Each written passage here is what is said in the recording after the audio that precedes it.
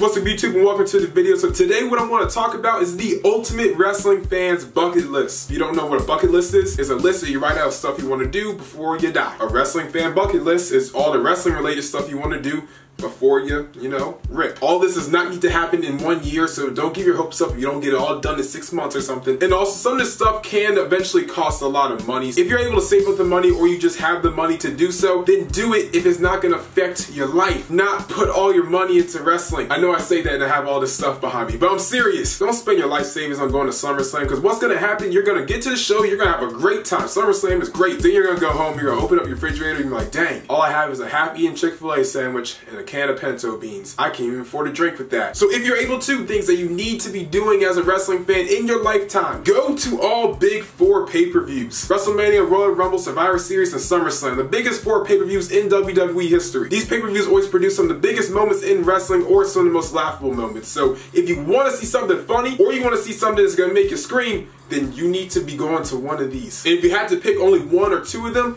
I would pick WrestleMania, Royal Rumble. WrestleMania is the biggest pay-per-view ever. I know the last couple of them haven't been all that great. It's WrestleMania, man. Like, come on, it's WrestleMania, come on. Then the Royal Rumble, 30-man over-the-top rope battle royal. If right now you're not thinking about going to that 2018 one up in Philly, I don't know what you're thinking, man. Next up, witness a 5-star match. So this guy, Dave Meltzer, he's very stingy with the stars. He only gives 5 stars and sometimes 6 to some of the best matches out there. If that's in the WWE or not in the WWE. So if there's a show coming around you that has one match on it, you're like, this is gonna be something special, I recommend you go watch it, because you might just see a 5-star. Next up, see a title change hands. If there's a Raw or a SmackDown or any wrestling show that's in your area that has a title match coming up, you never know what you may see. Pretty much, you're going to a show that has multiple title matches, you're most likely gonna see a title change. Like the people that went to a Raw in Hampton, Virginia, they did not know that they were gonna see Rey Mysterio win the WWE Championship from The Miz, or kind of from The Miz. It was in the tournament. And then at the end of the night, see John Cena win the title. They saw 2 world title changes for the price of 1 ticket. Next up, go to the Hall of Fame. Now, if you're like 6 years old and you're saying, oh my God, Mick Foley's going to the Hall of Fame,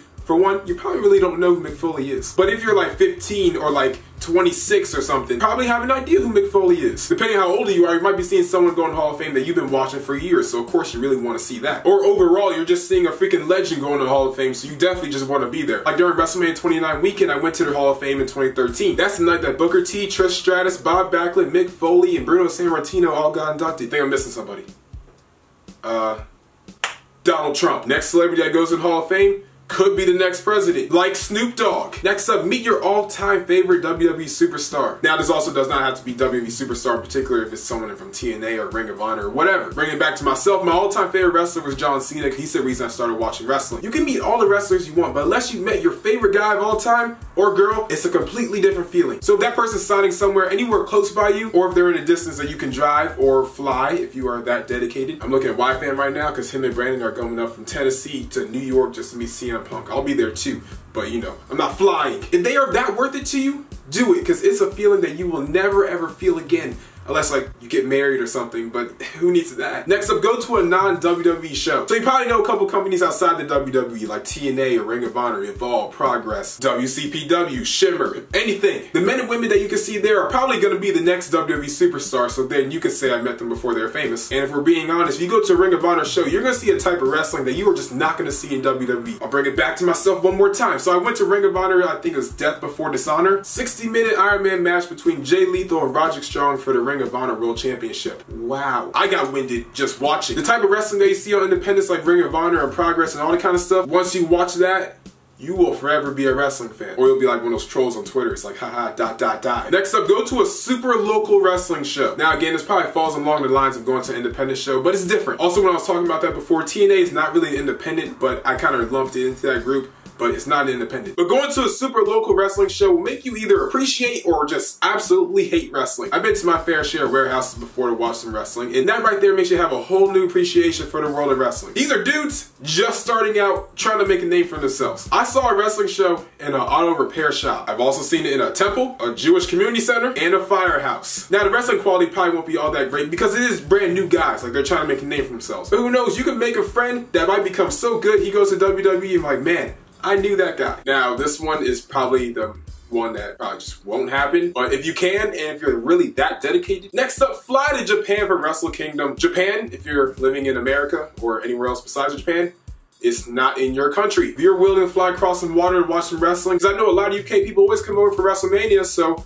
maybe you need to get on a plane and fly the other way. If you don't know what New Japan Pro Wrestling is, then I don't even want to explain it. I think you should just go watch it for yourself, because it's basically everything WWE, but without the entertainment part and just the wrestling part. Character storylines, all that stuff is built in the ring when the bell rings, not a 20-minute promo that's going to lead to a 6-man tag team match at the end of the night. So if you're crazy enough and you are that dedicated to fly over some water to go watch some wrestling, it's a Japanese WrestleMania. Even though a lot of American guys are also in New Japan or Canadian in other countries. You know what I'm trying to say? And finally, rants about it on Twitter. I know you think that's a joke, but I totally mean that. Now, WWE obviously doesn't listen to everything that we say, but there's a couple things that they might listen to every now and then. Great Balls of Fire. Logo's different, isn't it? Daniel Bryan. Somebody's a world champion, isn't he? Now, of course, this definitely won't happen for everything, because there's Cesaro probably world champion, and Luke Harper would be world champion. Then literally everyone would be world champion except for like Kurt Hawkins. But you're not a real wrestling fan until you have some online beef. The only way you're going to be a better wrestling fan is if you get hated on by a bunch of other people. It's